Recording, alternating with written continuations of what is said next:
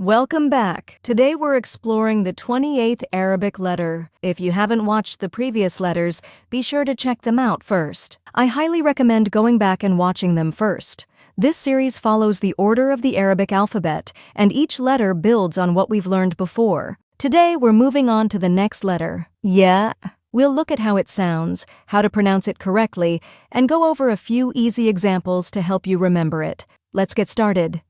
يد يد Hand, يد يد يوم يوم day, يوم يوم يمين يمين right, يمين يمين يسار يسار left, يسار يسار ينبوع ينبوع spring.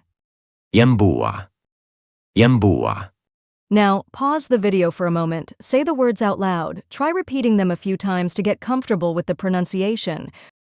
يد يد يوم يوم يمين يمين يسار يسار ينبوع ينبوع. As you can see, all of these words start with the letter YAA. Look closely at the first letter in each word. It's the same. Step by step, you're getting closer to reading Arabic confidently. Keep going. You're learning fast. Just stay consistent and you'll be amazed at how far you can go.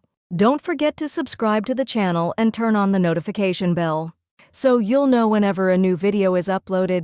See you in the next video.